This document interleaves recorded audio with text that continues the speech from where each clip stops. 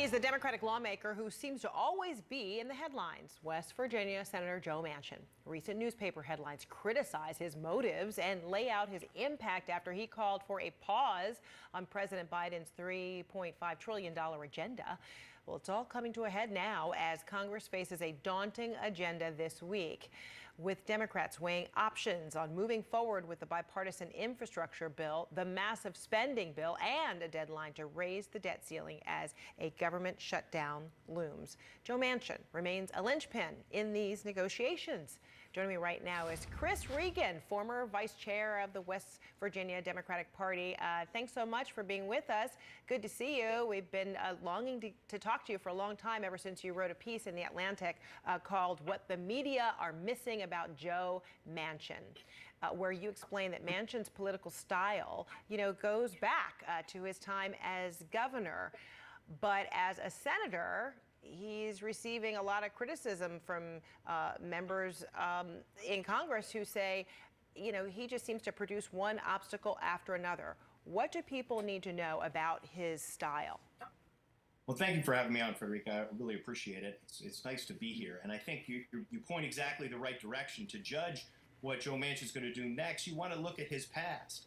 And throughout his gubernatorial career, he always strove to position himself as a problem solver and as a consensus builder and as somebody who is a leader and has a big train of people following him, going in for wins, big legislative wins. So the role that has been cast for him lately of perhaps being the lone vote against the president's whole agenda is a very uncomfortable position for him. And it's why in that piece back in the springtime, I felt very comfortable projecting that he would vote for the American Rescue Plan, President Biden's signature piece of legislation coming in the door. And it's why I think there's a very, very strong probability that he is going to be brought around to vote for the large budget package that represents the rest of the Biden agenda. Well, you said it's uncomfortable for him, but he singularly has poised himself for that position, right? Well, I mean, he certainly has, because he's taken notice of how West Virginia has now become a 70%, Trump state, voting almost 70% for Trump in the last election. And so, to be seen as somebody who's an easy get for the Democratic agenda, I think is an obvious danger signal to him. So it's pushed him into this position of constantly saying, well, maybe this is too much money. Maybe this isn't targeted just the right way. But both of those were things he said about the American Rescue Plan, and of course he eventually voted for it.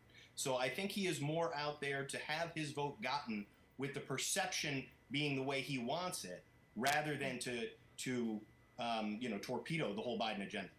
So listen to what Senator Manchin told our Manu Raju on Thursday. Yeah. What's the next step here? No, I think, let me tell you, I think both of us, we have positive meetings that we get, all right? They're very positive meetings. So I think the president's committed to getting things done. We're all committed to working with him to try to find a pathway forward. All right, so he doesn't give anything away. He says they're going to work together, but then he turns around and says the things he won't give in on. So how does anyone interpret that? Well, I think he's going to continue to negotiate behind the scenes for some types of concessions that he can get to point to say, I trim the sails a little bit here, or I cut a little bit there. But at the end of the day, he wants to be associated with a success and with things that are very popular. And most of the things that are in the plan are popular in West Virginia, even if President Biden is not himself popular. So he's going to want to look for some things that he can highlight that are going to be good for West Virginia, that he can come home and sell and say, this is why I felt we had to do this. But in the meantime, I mean, some examples. I mean, his state stands to benefit from the energy spending, about $20 billion in a new power plant investments, solar, wind energy, storage and other clean energy projects, plus more than 3,500 new jobs in the industry and an additional 4,000 plus manufacturing jobs. Well, exactly. So all in right. the wind category.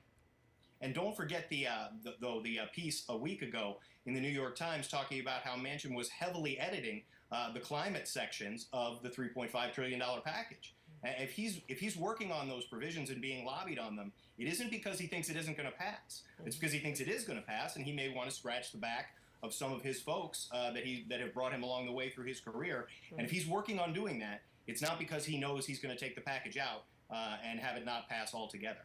It's because he knows eventually that is going to pass, and he may want to put some things in there that not all the Democrats are going to like. But it's not going to amount to, we're not having this. The president will not get his budget. That's very antithetical to who he was as a former chief executive.